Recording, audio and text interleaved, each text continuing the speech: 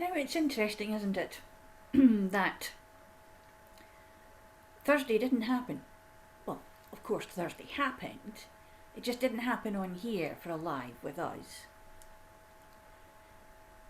It got to about 5 past midnight when I realised, and I thought, what happened to Thursday? Where did it go? I had so many plans. There were so many thoughts in my head. But I don't know what happened. Time ran away with me. I had a couple of big things to do yesterday. Well, more than a couple. But there just never seemed to be the space to come and do a live. Now, we can be a little bit thoughtful about that and say, well, you should manage your time better, Leslie. You're right.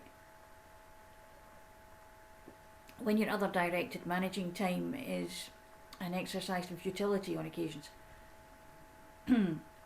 I do attempt to have a varied routine, and when I say varied, I mean that it's a variable instance in whether the routine will actually take place. I'm quite good in the morning because I know what I'm doing with the birds and they actually depend on me. And haven't you realised that that is the saving grace for many, many people as we are at the moment? It's having something there that is dependent upon you being there at a certain time. But you have to commit to it. The potential is there for making things happen, for allowing things to be in a certain place in a certain time. But we have to commit to it.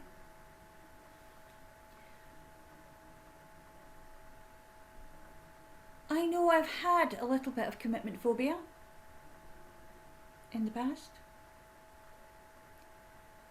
I committed wholeheartedly 5,000% to my career, which actually served me well, because then I didn't have to commit to anything else or anyone else. So yeah, there's commitment and then there's commitment. It's how we think about it, I think. I'm thinking to myself on occasions, well, nobody's going to miss it if I don't do it.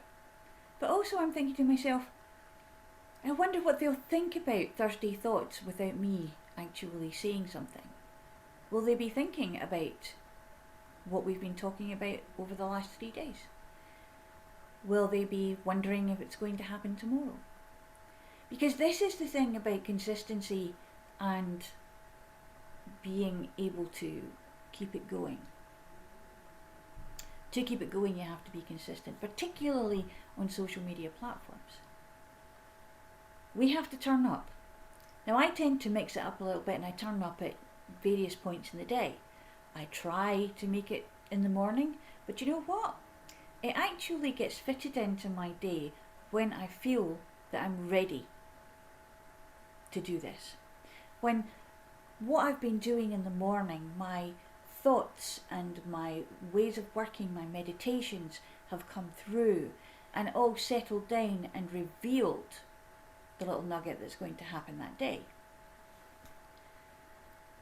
I can force it, but you know what it's like when something's forced, your heart's not really in it.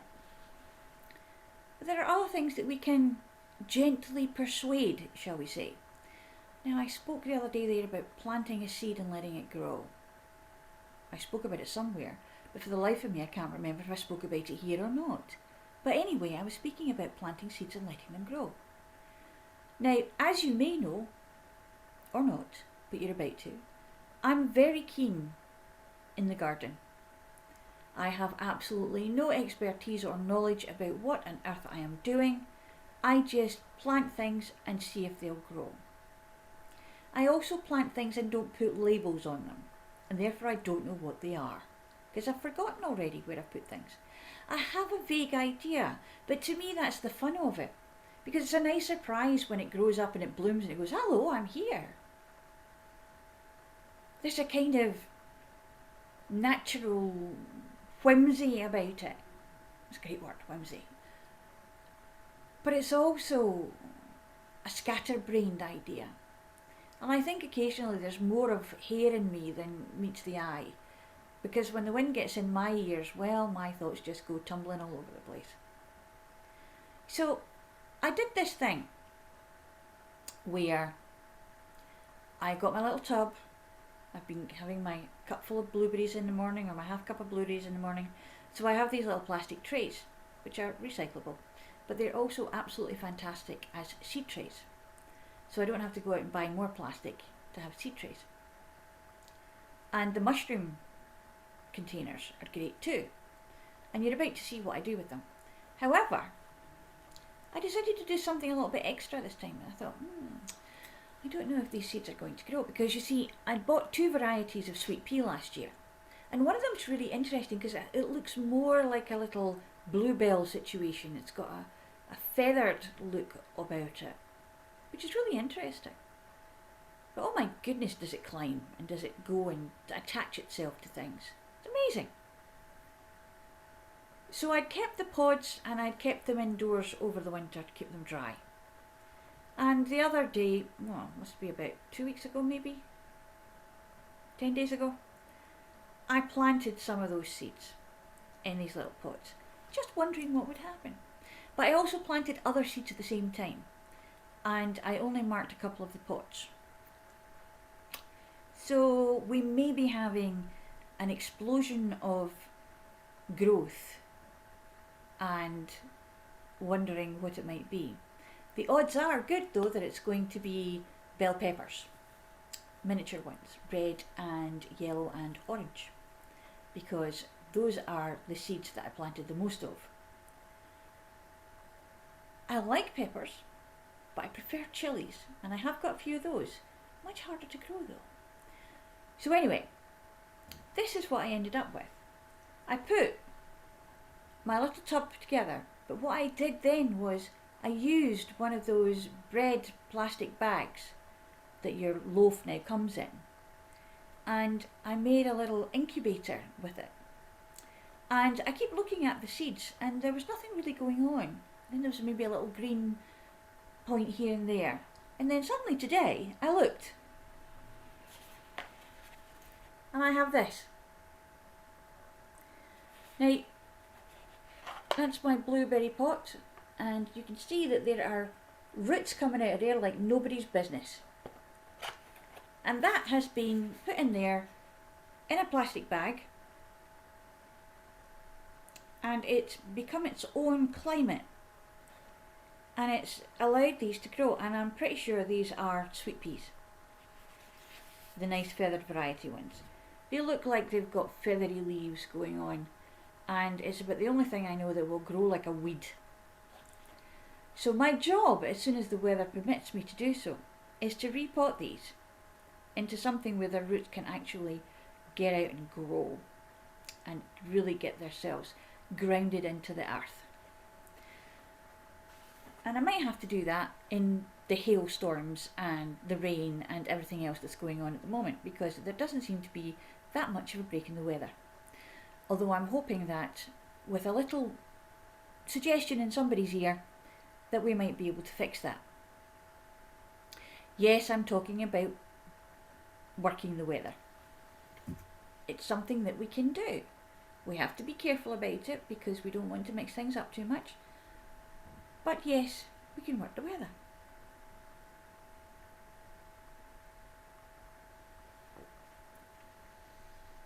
It's part of shamanic practice actually, as is pyromancy and healing and soul retrieval and empowerment journeys.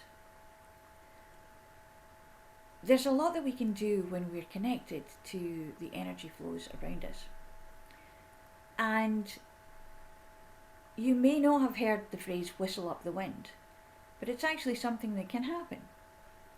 I used to ride the wind when I was a child, and I think I've said that before. It was always a great joy to me to be able to spread my arms out and lean into the wind and be lifted by it, and allow it to help me over great vast puddles that I normally would end up up to my shins in water with, had I not jumped quite far enough. It's funny what we did when we were children that we don't do now. Well, of course we're much older, and some of us are a little bit fatter than we could be, and a little bit less inclined to move. So working in the garden, or even on a window box or a plant pot in the corner of the room, can be a joy, but it can also be something that teaches us how to ground ourselves, how to take our energy and turn our faces to the sun and grow, even where we are sitting still. But we're not sitting still too much, because when we're doing that, we're getting up and we're moving. So today you're actually getting a twofer. You're getting a Friday thought, but you're a Friday thought of fun. It's a conglomeration. There are occasions where I will take the day off. And it's not because I'm just not bothered. It's because there are some things that I have to do that are off Facebook, that are off the internet. Because my work doesn't necessarily mean that I stay on Facebook or Instagram or whatever all the time. I can be on it a lot, but not all the time. There will be times, particularly at the changes of the seasons, the great turn of the wheel of the year,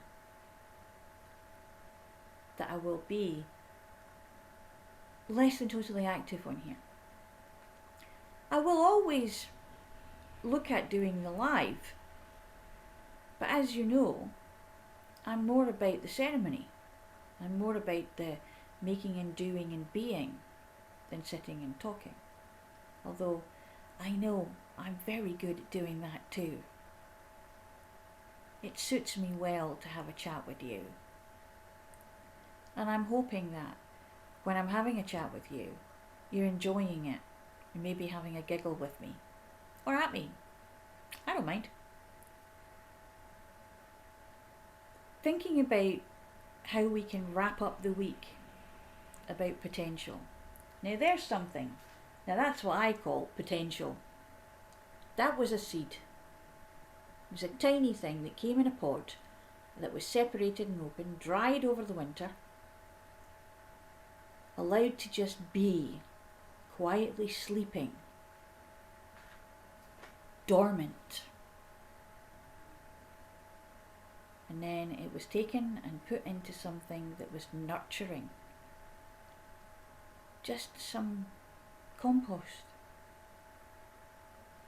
that nurtured it, fed it, was given a little bit of water, and then it was just put into a plastic bag and allowed to stew in its own juices after a fashion. The wonderful thing about microclimates like that is that you can see what's happening and how what the bigger picture is doing affects the world. What's going on inside that bag is photosynthesis.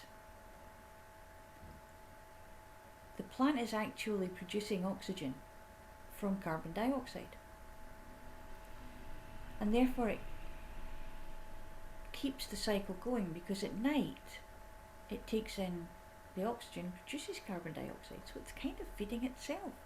The moisture is also being kept inside, because as the plant does this, it kind of makes energy, so it kind of makes the fact that there's an exchange of gases, there's going to be something going on. The water's there anyway, so it comes out and evaporates into the plastic and then comes down as microrain into the soil. Is that not just bloody amazing? Just even looking at that when you're a child and understanding that that is the magic of nature with a little help. So what happens when we take the plastic and we make it a hindrance? The potential is there in both ways. But let's keep the potential light. let's see what we can do wherever we are, and if the weather's good, I suggest that you have some fun in the garden, get connected to your plants, and maybe even sit in your garden and do some daddery. You know that deep listening we were talking about? The daddery. And listen to your garden. Listen to the space that you're in, without the television, without the cars, without the laptops, without the phones binging and bonging and ringing. Turn it all off. Give yourself some time to be deep listening. Experience daddery. And you never know what you might hear. You may just get the little notion that perhaps one part of the garden needs a little help. Perhaps another part of the garden wants to have something put there so that it can have something to grow, so that it can feed and nurture something of its own. Fanciful? Who cares? It's the act of doing it. It's the understanding that with this action, you can be reconnecting to your intuition, jacking back into the universe, just for 5 or 10 minutes. Might take you a little while to get into daddery, but the practice is still going to be restful, because when those thoughts and those annoyances start to impinge on your quiet time, you can just let them go. You can notice and you say, yeah, I see you, I hear you. Not listening now, I'm turning the volume down. I'm turning the remote control to off. And then just breathe in and breathe out, and understanding that what you breathe in, your plants are breathing in. What you breathe out, your plants are breathing out. And what you breathe out, they're breathing in. And what they breathe out, you are breathing in. We are all dependent on each other. We all have the potential to know that. And together, we can grow some magic things. Have fun over the weekend. Do something off the cuff. Maybe buy a plant. Or buy some seeds and forget where you've put them in the garden, and have a surprise when they actually grow. Just remember not to pick them out as weeds, because that does happen occasionally. And just think on what brilliance is going to be before your eyes when their potential is fulfilled.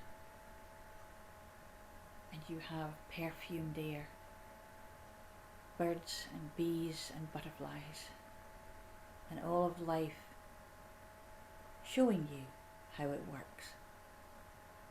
There's a thing, huh? I'll see you next week. Take care.